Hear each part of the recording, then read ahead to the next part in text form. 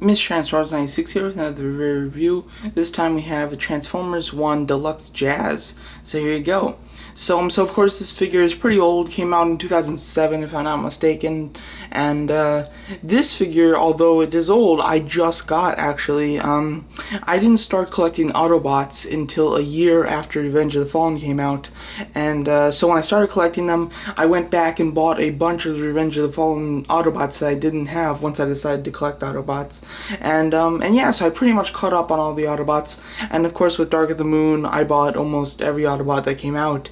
And but because Jazz, of course, met his death in the first one, they were never making any more of him, and he was long out of stores, so I just never picked up this figure, and I finally did just purchase it on eBay, so I finally got it, which is really great, and I didn't just order him, I got the Battle Jazz as well, so I finally added Jazz to my collection. Took way too long, but hey, you know, longer is better than never. So yeah. So here's Jazz in his car. Very cool. He's got a nice car mode, pretty slick, and although it's you know, it's kind of a wide but short sports car, it does look really awesome. Really do love it. Very smooth. And overall pretty cool. As far as the way he transforms, there are a few gaps, just like in the doors, that are a little too big, and up here this panel doesn't completely go flush down, unfortunately. It's minor stuff like that, but there are a few things that aren't great, and you can kind of see through it, like over here, you know, but nothing too bad. As far as in the windows are clear, and it is great in there. Really no kibble or anything, which is fantastic. It's you can't even tell that there's robot parts in there, which is great. That's something that you don't see all the time, but this has, and it's really nice. Very cool. You do got the logo on the front. I always like it when the cars actually have their logos and not that they couldn't get the license for it, so they can't use it. So it's nice to see that he has it. A little comparison. Here he is with the Battle Jazz.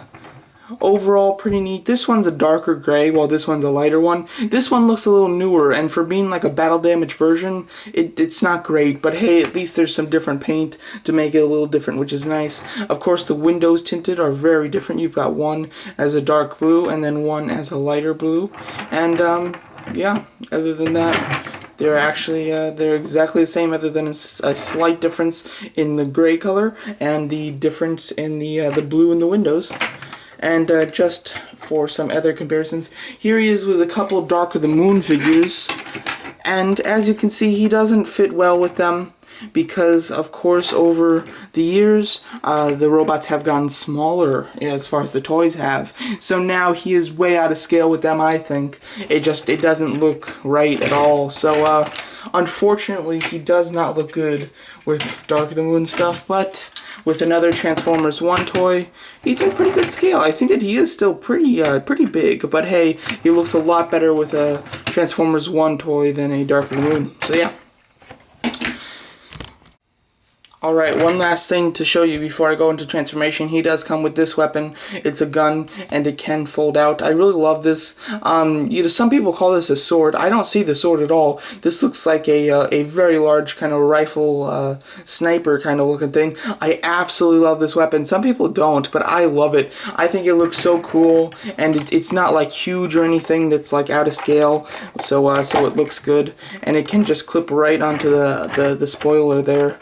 And yeah, so you can have it and it can go up and down, and you can of course shrink it and everything. So very nice. Really do like it a lot. So it does look good. Unfortunately, taking it off is pretty simple, but you know, you do worry about like breaking the spoiler or something. Really, but it's not that bad, so you don't really have to worry about that. So for transformation, you're gonna start over here and just remove this top. Now you can at this moment just unhook it, because it's just on you know, it's just on a little peg, so you can just pull it right off and take it off, or you can leave it on through the transformation. I'm gonna leave it on, but you can certainly take it off because that does become the shield in robot mode. Then you've got his legs. They just kind of extend. They're not connected or anything in here, so you can just swivel them this way, and you can even pull out the feet. Here they are. So you just rotate the feet down, and then get the heel, although there's not much space, so it is really hard to get the hair. There we go. there's really not any good notch for the heel, but you can flip it out just like that. So there you go. And then what you're gonna want to do is remove the this front end. Gonna rotate this down right here, and then you can actually, well, actually no, it's not connected for now, so yeah, just keep it like that. And then this is definitely the hardest part, and I'm gonna try to do it on camera, but you're gonna want to just pull this up. This joint is just so tight. Oh man, it's always scary to do that. It should be folded back like this, but as you can see here, there's a hinge right there and a hinge right there, and this is folded down. You just want to fold it up and split the front end. It is so hard to do though, because this joint is so tight, which, you know, hey, I'm glad it's not loose, but man, it's so tight that it's really hard to do. So it's not fun getting that out, but even just straightening it out like this is a pain. But there you go. So there's how you have to do it. Let me try to do it on this side.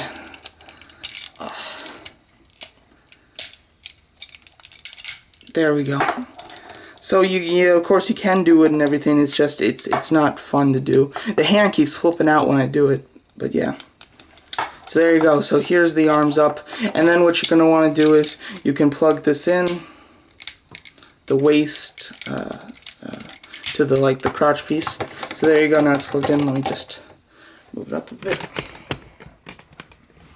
Alright, and with the arms, what you're going to want to do is you can flip out the hand. It's just at the bottom right there. And then flip out the hand. There we go. Take this piece from the back and just rotate it all the way down and flip it up to the wheel, just like that. Fold it down and flip it up to the wheel. And then you can just move this up, and then just rotate it down just like this, and then just fold it together. There really isn't any peg or anything, so there's no, you know, like certain, it won't like stay completely in place because there isn't a peg. Sorry, that folded down while I was doing it, but there is something to that, so I'll show you. So then just do the same thing over here. Just take it like that and then fold it down. So there you go. So there he is, pretty much done. Now there is an automorph kind of feature. Well, first of all, this can be up if you wanted to, or this could be removed for the shield. But when you bring this down, the head will pop up and the chest will kind of, these parts will kind of fold back. And oops. There you go. It's not the best kind of feature, like you can barely see what happens, and the waist got unpegged. But there you go. So you know the automorph feature isn't spectacular, but hey, it works, and it's kind of neat that they added it. So here's Jazz in his robot mode. Looking pretty cool. Transformations, you know, it's pretty simple. The only problems that you're gonna have with it are some of the joints are really pretty tight, so they can be a slight trouble to actually you know move into the places that you need them to move. But overall, here he is. Alright, so here's Jazz in robot mode. So overall, I really do like this look. It's pretty, when it transforms quite well. I mean, as far as the legs and the arms, virtually no kibble or any kibble that's upsetting, you know.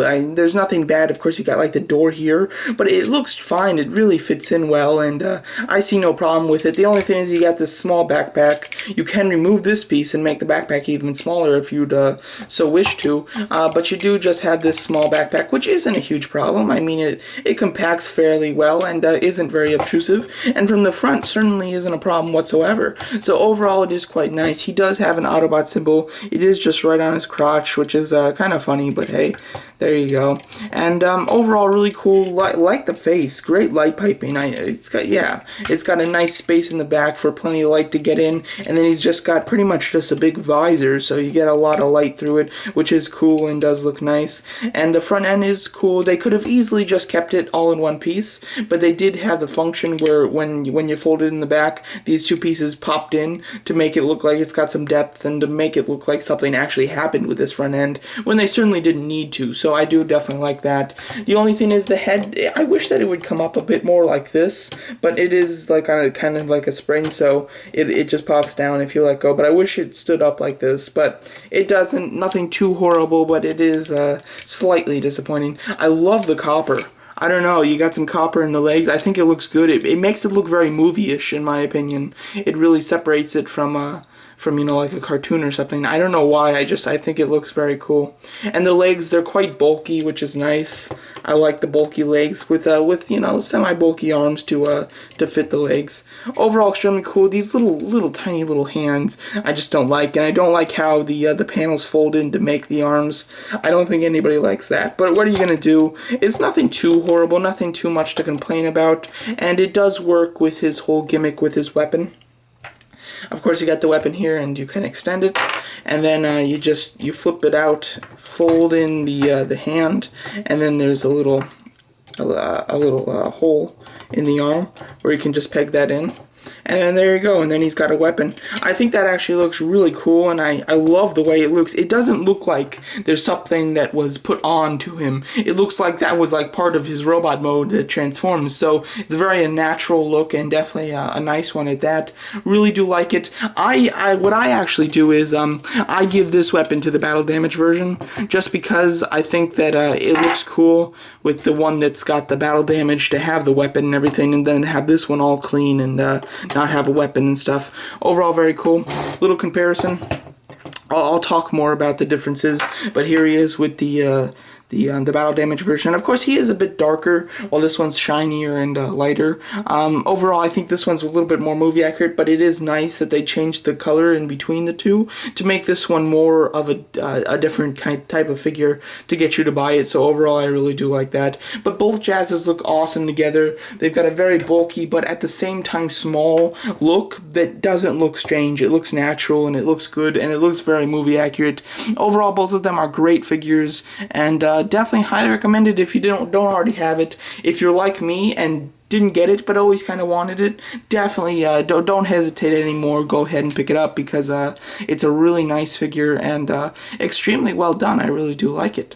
So there you go. So that's my review. Oh, and of course you can unattach this and use it as a shield. I don't like this though, because I mean, if this transformed a little bit to kind of make it so it didn't look like the back end of a car, that would be cool. But the fact that it's just the back end of a car isn't, you know, I don't like it at all. But I'm glad that they made it like a shield, because they could have easily just left it like this and been fine with that, but they did give it another function so that it didn't look so wasted space.